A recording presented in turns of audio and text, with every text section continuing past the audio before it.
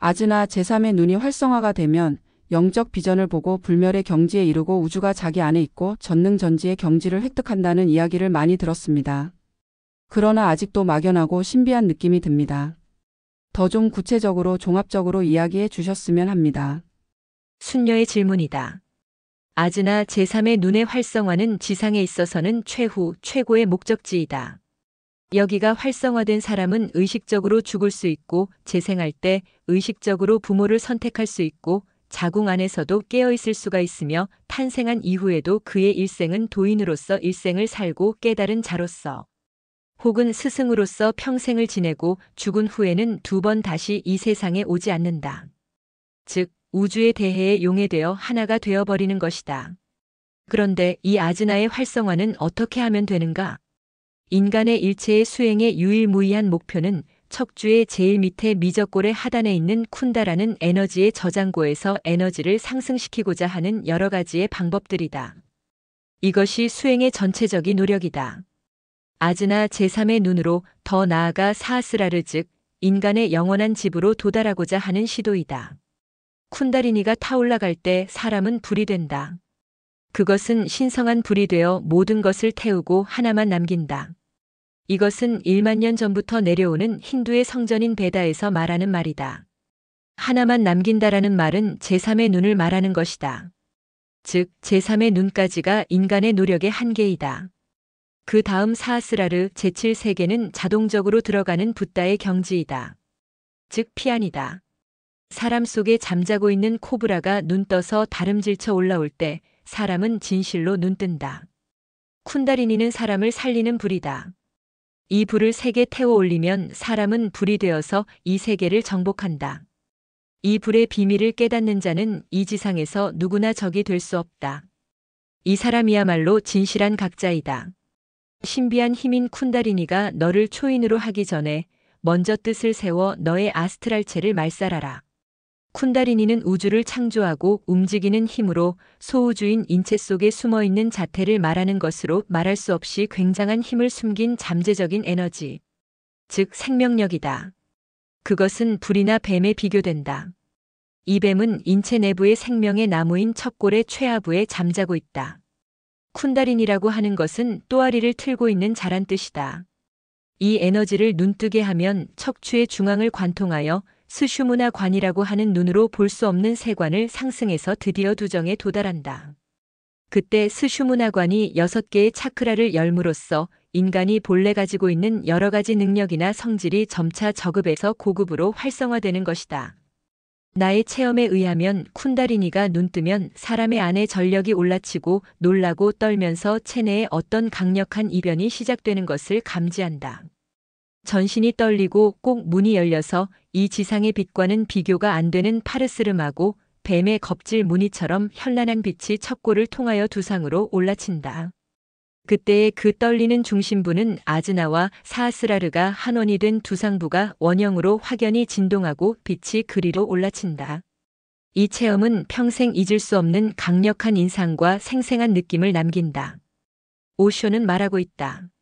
인간에게는 에너지의 저장고가 있다. 이 저장고로부터 필요에 따라 에너지가 뿜어져 나오거나 가라앉거나 한다. 필요할 경우 에너지는 활성화되고 그렇지 않을 경우에는 그곳에서 휴면 상태로 존재한다. 그대는 비상사태뿐만 아니라 평상시에도 이 진원지에서 에너지를 끌어올린다. 그러나 이 에너지의 저수지는 결코 고갈되지 않는다. 항상 만수 위로 차 있다. 이 저수지를 고갈시키는 것은 절대 불가능하다. 우리는 이 에너지를 100% 활용하지 못한다. 이것은 흥미로운 사실이다. 이 분야를 연구해 온 전문가들은 천재로 알려진 비범한 사람들도 그들이 가진 에너지의 15% 이상 활용하지 못한다고 말한다. 심지어 역사에 큰 족적을 남긴 위대한 사람들도 이 15%라는 한계를 넘지 못한다. 그리고 일반인들은 이 에너지를 2.5%까지밖에 활용하지 못한다. 나머지 98%는 그대로 남는다. 잠재된 양으로 보면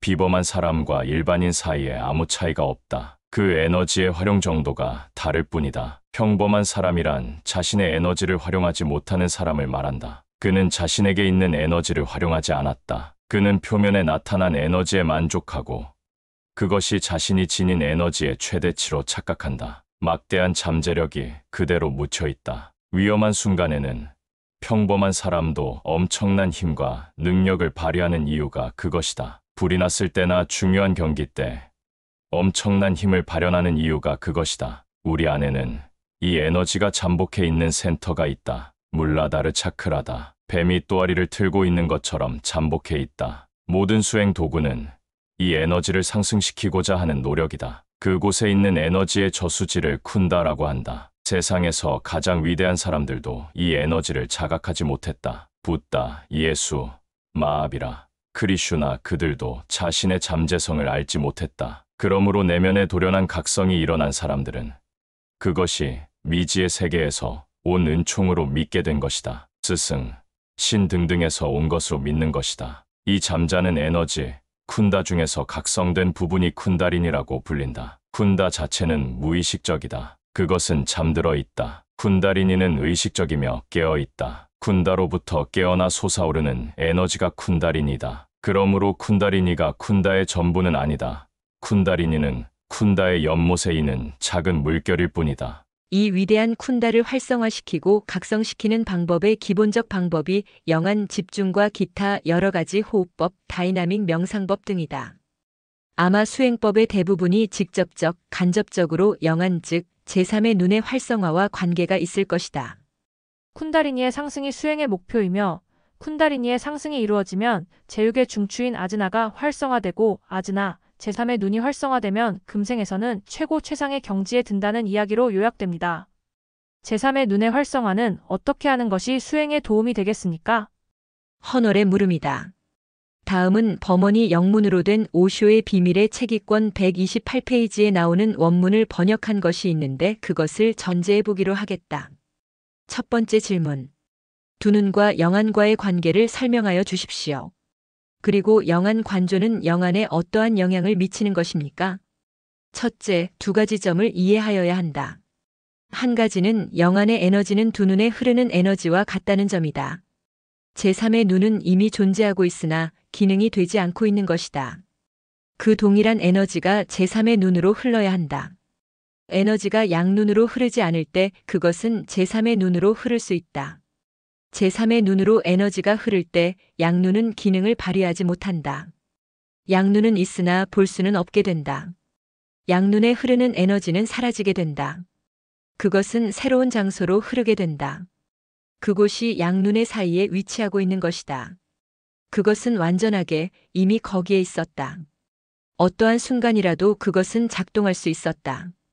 그러나 그것이 작동하려면 에너지가 필요한 것이다. 그 동일한 에너지가 그쪽으로 흘러야 한다. 둘째, 양눈을 통하여 볼 때 그대는 육체를 통하여 보는 것이다. 제3의 눈은 신체의 한 부분이 결코 아니다. 그것은 유체 즉 숙시마 샤리르라는 감추어져 있던 두 번째 신체의 일부분이다. 그것은 육체의 한 부분에 위치하고 있으나 육체에 속하여 있지는 않다. 이 때문에 의학에서는 제3의 눈과 같은 것이 존재한다는 것을 믿을 수 없는 것이다. 왜냐하면 당신의 두개골은 분석되고 꿰뚫고 엑스레이 촬영을 하더라도 제3의 눈이라고 불리워질 수 있는 그 같은 점 신체적 실체는 발견할 수 없기 때문이다. 제3의 눈은 유체의 부분으로 존재한다.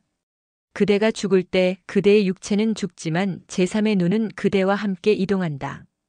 그것은 새로 탄생한다. 두 번째 육체가 죽지 않는다면 그대는 탄생, 죽음, 재탄생, 재죽음의 반복에서 결코 자유로울 수 없다. 그 반복은 계속된다. 제3의 눈은 두 번째 신체에 속한다. 에너지가 육체를 통하여 흐를 때 그대는 육체를 통하여 있게 된다.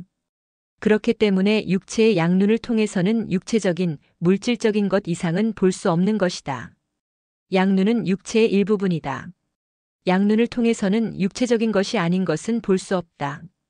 오로지 제3의 눈이 작동되어야만 그대는 다른 차원으로 들어갈 수 있다. 자, 그대는 양눈으로는 볼 수 없으나 제3의 눈으로 볼 수 있는 것은 볼 수 있다. 제3의 눈이 작동하면 상대방을 바라볼 때 그대는 그의 육체가 아닌 그의 마음, 정신을 본다. 육체의 양눈으로 볼 수 없는 마음을 본다. 제3의 눈을 통하여 볼 때 그의 정신을 본다. 그대는 본다. 그러나 거기에 육체는 없다. 육체에 거주하는 그를 보게 된다. 이 두 가지를 기억하라. 첫째, 동일한 에너지가 흘러야 한다. 양눈으로부터 빼앗은 에너지가 제3의 눈을 통하여 흐르도록 허락해야 한다. 둘째, 제3의 눈은 육체의 부분이 아니다. 내부에 존재하는 두 번째 신체의 부분이다. 그렇기 때문에 그대가 그것을 통하여 볼 때 그대는 다른 세계를 본다. 그대는 여기에 앉아 있다. 만일 유령이 여기에 앉아 있으면 그대는 그것을 볼 수 없다.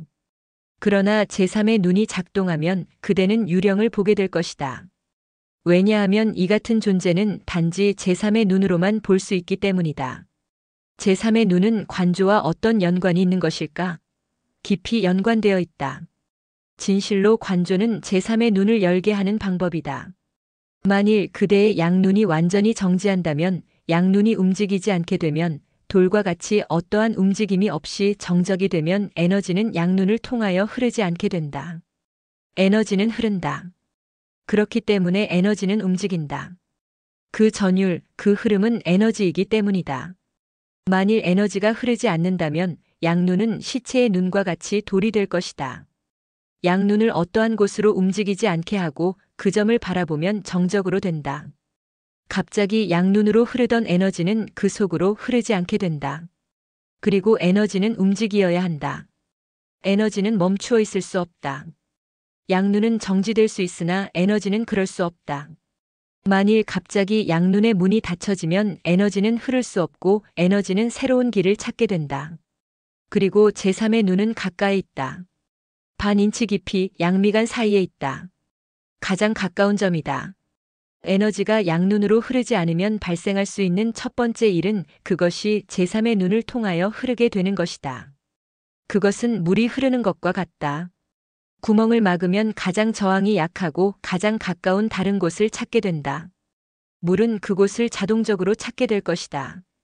그대는 특별히 어떠한 것을 할 필요가 없다. 이 양눈에 흐르는 에너지를 막기만 하라.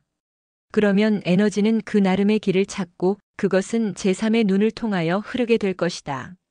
이 제3의 눈을 통하여 흐르는 흐름이 그대를 다른 세계로 변형시킨다. 그대는 결코 보지 못했던 것들을 보게 되기 시작한다. 느끼지 못했던 것들을 느끼기 시작하고 냄새 맡지 못했던 것들을 냄새 맡기 시작한다. 새로운 세계가 작동하기 시작한다. 그것은 이미 거기에 있다. 눈이 거기에 있다. 새로운 세계가 이미 거기에 있다. 둘 다 거기에 있다. 그러나 드러나 있지 않다. 그 차원이 작동되면 많은 일들이 그대에게 나타나게 된다. 예를 들면 그대의 제3의 눈이 작동하면 만일 어느 누구인가 죽게 되면 그대는 즉시 그가 죽게 된다는 것을 알게 된다. 신체적 치료나 분석으로는 확실하게 그가 죽고 있다고 말할 수 없다. 기껏해야 가능성에 대해서만 말할 수 있다. 우리는 아마 그가 죽게 될 거라고만 말할 수 있다. 그것마저 조건적일 것이다. 만약 이러이러하면 죽을 것이고 그렇지 않으면 살게 될 것이라고. 의료진으로서는 죽음에 대하여 확실하게 말할 수 없다. 왜? 그렇게 많은 발전을 이룩하고도 죽음에 대해선 더욱 불확실하다니.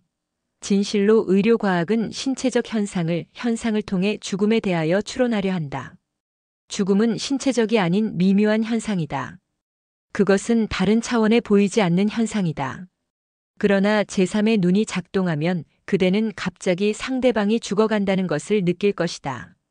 어떻게 느끼는 것일까? 죽음은 충격을, 영향을 수반한다.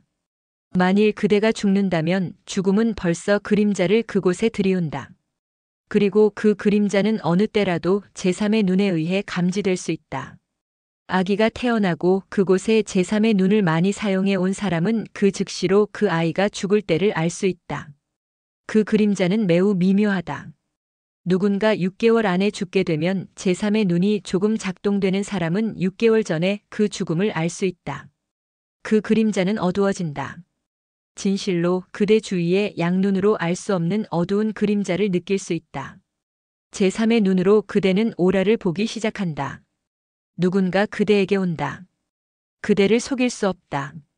왜냐하면 그가 무슨 말을 하더라도 그의 오라와 일치되지 않으면 그의 말은 의미가 없다. 그는 결코 화를 내지 않는다고 말할지 모른다.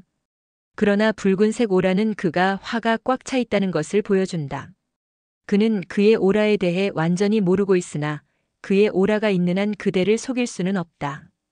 그가 무슨 말을 하더라도 오라를 통해 측정될 수 있다. 그가 옳든지 그르든지 제3의 눈으로 그대는 오라를 보기 시작한다. 과거에는 그것이 입문을 시키는 방법이었다.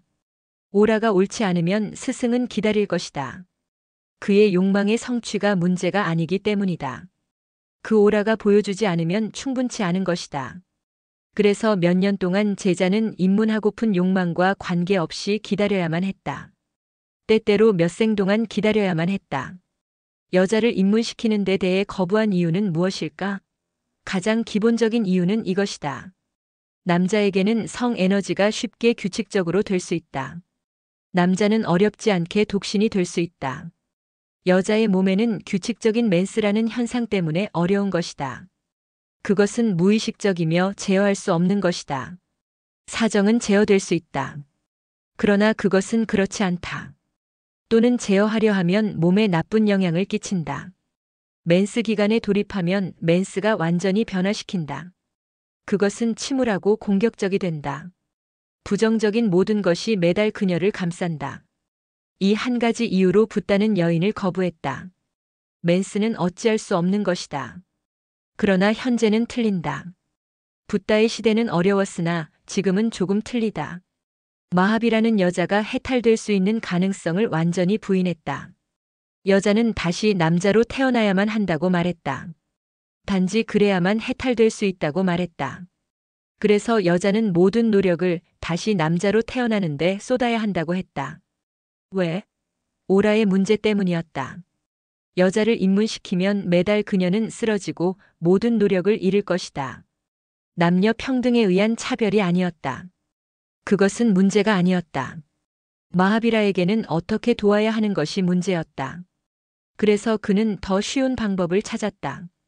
남자로 새로 태어나는 것이 돕는 방법이다라고. 그것이 더 쉽다. 이것은 여자는 한 생을 더 기다려야 한다는 것을 의미했다. 모든 노력은 남자로 태어나는 것이었다. 마하비라에게는 여자를 입문시키는 것보다 이것이 더 쉽게 보였다. 왜냐하면 매달 여자는 원래의 생태로 되돌아가야 하고 모든 노력을 잃을 것이기 때문이다. 그러나 2000년 안에 많이 변했다. 특히 탄트라가 많이 변화시켰다. 탄트라는 새로운 문을 발견했다. 탄트라는 남녀 차이가 없는 세계의 유일한 방법이다. 반대로 탄트라는 여자가 더 쉽게 해탈할 수 있다고 말한다. 그 이유는 다른 각도에서 볼 수 있기 때문이다. 그것이 규칙적이기 때문에 여자는 남자보다 더 쉽게 그녀의 육체에서 그녀 자신에게 거리를 둘 수 있기 때문이다. 남자의 마음은 육체에 더 연루되어 있다. 그렇기 때문에 그는 섹스를 자제할 수 있다. 바라보는 모든 방법은 제3의 눈에 영향을 끼친다. 이유는 보는 것이 어떤 것이든 에너지가 당신으로부터 외부로 나가는 것을 의미한다. 갑자기 막아버리면 에너지는 새로운 길을 찾고 그중 가까운 곳이 제3의 눈이다. 티벳에서는 제3의 눈에 대하여 수술까지 하였다. 때때로 수천 년 동안 제3의 눈을 사용하지 않았기 때문에 막혀있는 때가 있다. 막혀있을런지 모른다. 제3의 눈이 막혀있는 상태에서 양눈을 막으면 그대는 어떤 불안감을 느낄 것이다. 에너지는 있고 갈 곳은 없기 때문이다. 티벳에서는 에너지의 통로를 깨끗이 하는 특별한 수술이 고안되었다. 이것은 가능하다. 그렇지 않으면 많은 일이 발생한다. 3일 전에 한 여자 제자가 왔다. 그녀는 제3의 눈에 뜨거운 느낌이 있다고 말한다. 마치 누군가가 불로 지진 것 같이 살같이 탔다. 느낌은 내부에서 일어났으나 살같이 영향을 받았다. 완전히 탔다. 그녀는 두려워했다. 그 느낌은 안락했다.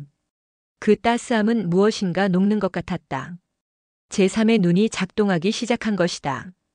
에너지가 흐르기 시작했다. 몇 생 동안 차디찼었다. 에너지가 흐른 적이 없었다. 제일 처음 에너지가 흐를 때 따스함이 있다. 타는 듯한 느낌이 있다. 그 통로가 창조되어야 하기 때문에 불과 같이 될지 모른다. 제3의 눈에 망치로 치는 듯한 에너지가 집중된다. 인도에서는 정확히 제3의 눈에 향나무 가루, 기나 그 밖의 것들을 바른다. 제3의 눈에 서늘함을 주기 위해서다. 그렇게 하면 살갗에는 영향을 주지 않는다. 살갗이 탈 뿐 아니라 심하면 뼈에 구멍까지 생긴다. 어느 과학자가 티벳과 멕시코에서 오래된 사람의 두개골을 발견했다. 이들의 제3의 눈에는 구멍이 나 있었다. 총알 같은 것으로만 만들어진 구멍이었다. 두개골은 적어도 50에서 100만 년 전 것이다. 화살로 만들어진 것이라면 둥글 수 없다. 그것은 너무나 둥글었다. 총알 같은 것으로만 만들 수 있는 것이다. 과학자는 100만 년 전에 이것으로 총이 있었다는 것을 증명코자 했다. 그러나 제3의 눈이 갑자기 막히고 에너지가 갑자기 흐르면 이러한 구멍이 생길 수 있다. 에너지는 총알과 같다. 그 두개골은 제3의 눈의 현상이었다는 것을 단순히 나타낸다. 제3의 눈이 갑자기 막힌 것이다. 에너지가 집중되었다. 이런 사고를 막기 위해 티벳에서는 에너지가 쉽게 흐르도록 구멍을 만드는 법을 고안했다. 따라서 타는 듯한 느낌이 있을 때는 두려워 말고 총알과 같은 것이 두개골을 뚫을 것 같을 때는 멈추고 나에게 오라. 더 이상 하지 말라.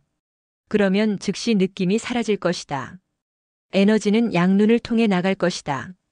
때때로 두개골이 부서질 수 있기 때문이다. 내가 다시 무언가를 지시하기 전에 계속하지 마라. 그러한 것이 발생해도 잘못된 것은 없다. 서로 죽는다고 해도 잘못된 것은 없다. 죽음을 초월하는 무엇인가를 달성했기 때문이다. 단지 안전하게 하기 위해서 그러한 느낌을 받을 때는 멈추라.